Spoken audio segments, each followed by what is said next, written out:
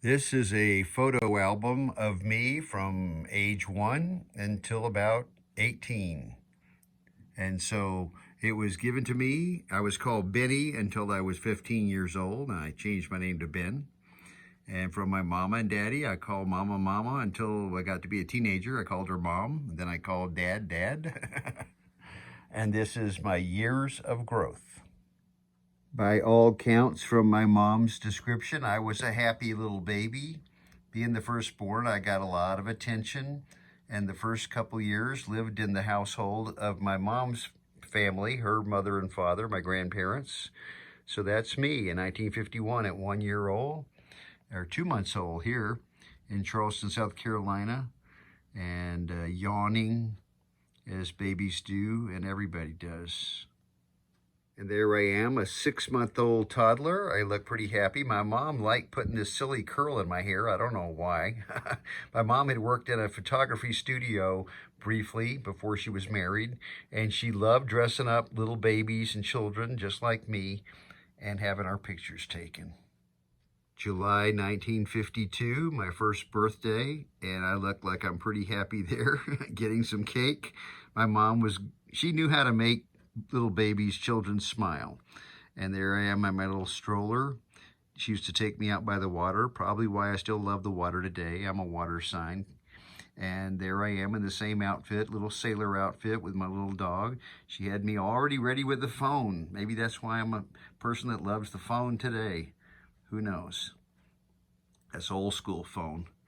And there I am. This was a portrait she had up on the wall for many years in the household. And I always thought I looked like I had it making a little fist there for some reason. I looked like she got my attention over there to the left. 1953, now I'm a 2-year-old. Got the little curl is gone. I got a little crew cut. And she had me dressed up in all kinds of little fancy outfits. I'm sure that wasn't my everyday wear. These fancy shoes, I probably went barefoot a lot like most little kids do, especially growing up in the South where it's hot. So the terrible twos are gone, and now I'm a 3-year-old, and I'm looking a little bit precocious there, and that's 1954. The crew cut look was in. It's still in today. In fact, the shaved head look is in, and I've had that a few times too. Believe me, not my best look, but people tell me my head has got a nice shape to it. And there I am. I'm a cool cat sitting on a swing in 1955. I'm 4 years old. I have a little 1-year-old brother now, Kevin. He was born the previous year. And I don't wear sunglasses too much anymore, but I did for a lot of years, like most people still do. And there I am dressed up, no doubt going to church or something like that. Mom always had us decked out in a nice suit, sport coat to go to church. And the old cars there you can see of the day in 1955.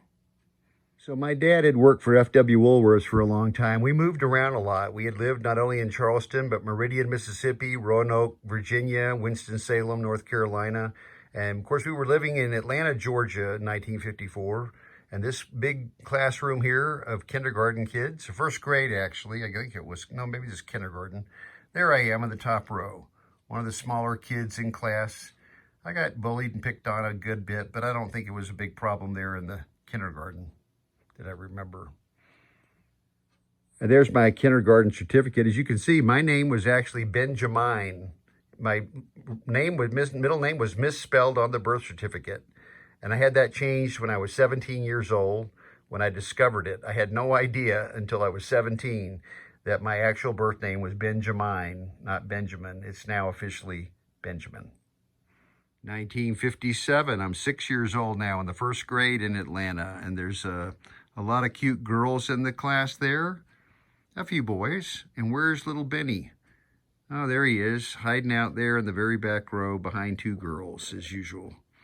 And there I was in the first grade, starting to look a little more serious.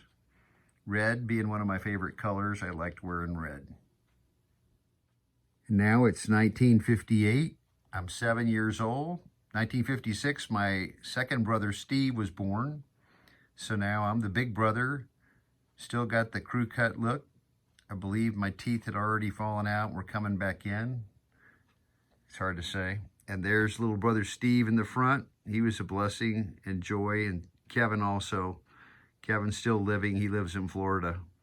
I'm in Colorado, of course. Steve departed 2017.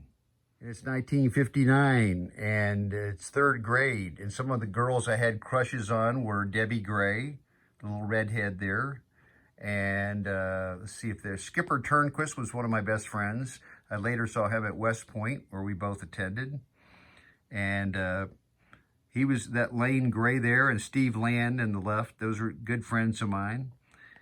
And I think that his guy's name was Hilly, something. I can't remember all the names here. Some of them I remember. There I am, wedged in between two of my least favorite girls. For some reason, I got stuck that day, and so I had kind of a little weird expression on my face. But I'm 8 years old here. The hair was growing in a little bit because Elvis was popular, and the combed up hair look was the thing. And there I am at the beach. I remember I had a knock on my head that week, and so I'm wearing a little patch on my head. You can see there on the left, my right side of my head it is. And we were having some fun at the beach. I wasn't in the best mood, but my brothers were getting a kick out of me. 1960, we got our one and only really big snow that I remember living in the South. But boy, we got hit that day. It was about 4 inches. And for us, that was like crazy.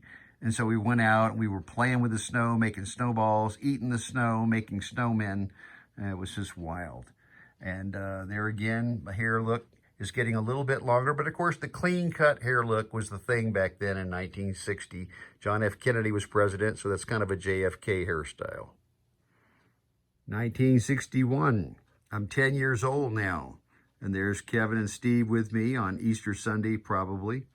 And my hair's starting to get a little bit longer now, and I'm getting sort of the Ricky Nelson, Fabian look, the Elvis look with the Brill cream slicked back. But I was happy with that. That's a school picture, of course. 1962. Now I'm 11 years old. This is 6th grade. Mr. Lovell was my teacher. He was a great teacher. I really liked him a lot. There's Billy Short, Scott Allen. Down here, Cassie Mendenhall. There's Jimmy Watts, Tommy Kilby. I remember a lot of these names. Lena was her name. Susan Harris there. Jimmy Higginbotham.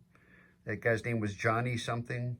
I can remember some of these names, believe it or not. Gail Backel, we used to pass notes back and forth and do little doodles. Darlene Rhodes, I had a crush on her. And there I am on the inn, sitting next to Kenneth King. He was one of the funnier kids in school. And I love this guy, Rusty. He was from Massachusetts. And Steve Land, again, one of my best friends there in school. And Jim Childers. And there's Judy Teague. She was the girlfriend that I had for many years also. And her name was Paula. And there's Skipper Turnquist again. Skipper was real big and I was real small. And loved that class. We had a lot of fun adventures that year. And in 1962, being 11 years old, I got baptized. And I had always thought I was 12 years old, but I guess I was 11. So Mom made a big deal about that, becoming a Christian. I played the accordion for a few years. So there I am with my accordion. I don't think I was great at it, but I did play it for a while. And there's another school picture. And I was getting into my own that year with writing and humor and kind of being a cut up in class. And now the 7th grade, 1963. And there I am again down in front because I'm the short guy and I'm next to one of the cute girls there on my right. And both of them were cute girls, actually. And there's some of the same kids. There's Steve Land again and Judy Teague, who I later had a little fling with in high school after I had moved away. Kenneth King, again, always making the funny faces. Skipper, the tallest kid in school. We were good, close buddies. And this was Mrs. Bettis was the teacher. And we also had a teacher, Mr. Cochran. And Steve Harrison there was a good friend of mine. We hung out a lot together, too. So there's my little graduation certificate from grammar school.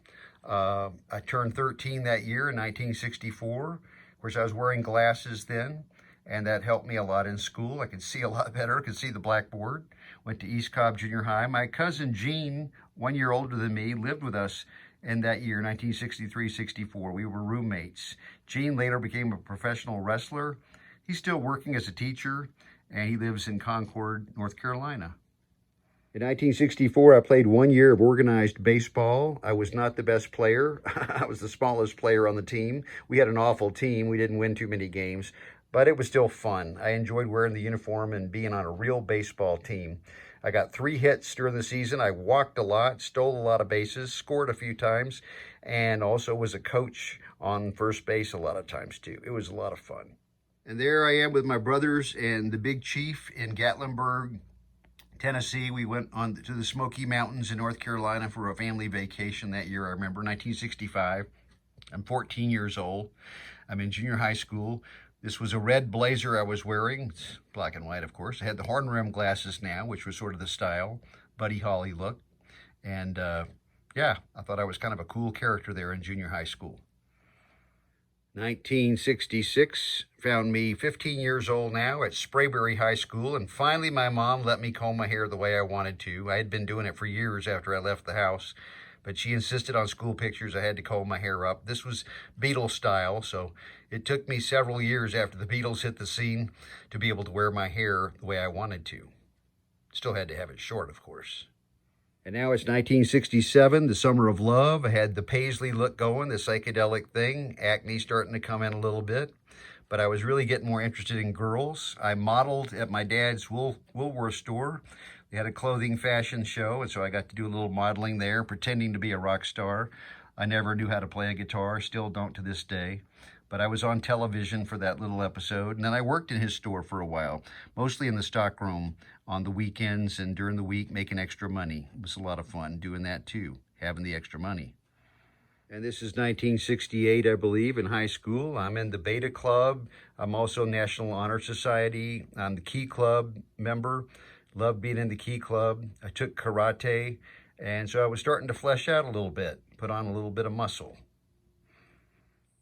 Junior senior prom picture, and this is my first sweetheart, the first girl I really fell in love with, Patty Pennington. Boy, did I have a crush on her. We dated for about 4 months before she dumped me, but she passed away in 2014. But I have very fond memories of that beautiful girl that for a while I thought had made my life heaven, Patty. June 1968, I go to Boys State. I'm now the Key Club president in my high school. And I had to borrow somebody's shorts because I had lost mine, so I have some long shorts on there. There's me in the front. And this was the week that Robert Kennedy was assassinated. I'll never forget seeing that on the newspaper and being shocked by it. My last year of high school, the school was integrated. They closed a black school down of black kids, African Americans, and bussed them in. So there was some action there on the school a few times. Nothing really severe, nobody killed or seriously hurt, but there were some incidents.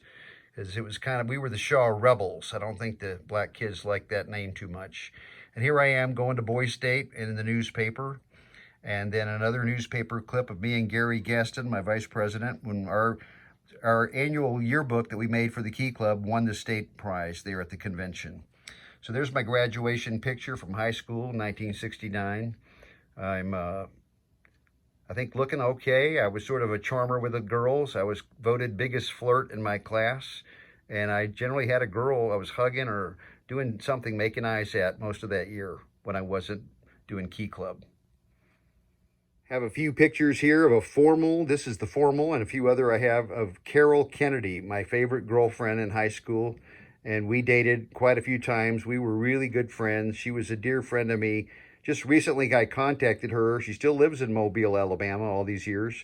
We haven't really talked yet, but I'm hoping one of these days she will call and we will have an actual conversation again. The 1969 junior-senior prom. Everything coming up daisies. There's me with Carol again. She was just a lot of fun, really smart, bright young girl there, and we just had a great rapport, sense of humor that we liked both together. Our sense of humor was similar, and she was a sweetheart. Sex, song, women, and wine. We're the class of 69. That was our motto. And there I am in a suit with Carol again. Carol with a K. And she's just a lovely girl, a lovely lady, a beautiful person. And I looked real serious. She's smiling. And I'd had a broken arm. The cast had just come off, so my left arm was a little bit gimpy there. And finally, graduation from high school. And we celebrated by going down to the beach, Dauphin Island, Gulf Shores, and getting drunk the night of graduation. Stayed drunk most of that week. But there's my cap and gown. And of course, we posed in kind of a serious expression back in those days, which I think they still do today pretty much. My mother had helped me considerably in my application to West Point. And there's the telegram we got, advising me I received an appointment to go to the U.S. Military Academy from Senator John Sparkman of Alabama. We had no political connections. My parents didn't know anybody politically. This was all done through a competitive nomination, as I understood it, and basically that's how it happened. When I got into West Point, basically Sparkman there, as I say, was a senator that sponsored me. I didn't take very many pictures at West Point. There I am with an ominous looking pose with a Patterson grave headstone. That was in Newcastle, Pennsylvania. And there I am again with my buddy Frank Koza, giving the Napoleon look there. And we had very short hair at West Point. And there's a little shot of the academy. And there's another shot of me sitting on a mausoleum or tomb or something like that. Needless to say, my parents were very proud. Our motto was Proud and Free 73. This was Parents' Weekend 1970. My younger brother Steve and my mother came up to visit, and we had a fun weekend. There I am on the stoops there of H4, the company where I resided in the barracks upstairs on the 5th floor. And I don't have a lot of photos of my ex-wives, but there's my first ex-wife, Joan. She was from Plainfield, New Jersey. And we met while I was at West Point. I didn't finish West Point. I left a couple months before graduation. And when I got home, I hung out there for a while before I went into the Army for a 2-year hitch. There's me with brother Kevin. That's the look in 1973 people were sporting. And there I am, I think, opening a Christmas present or birthday gift maybe, and just hanging out there at the house, post West Point, 1973.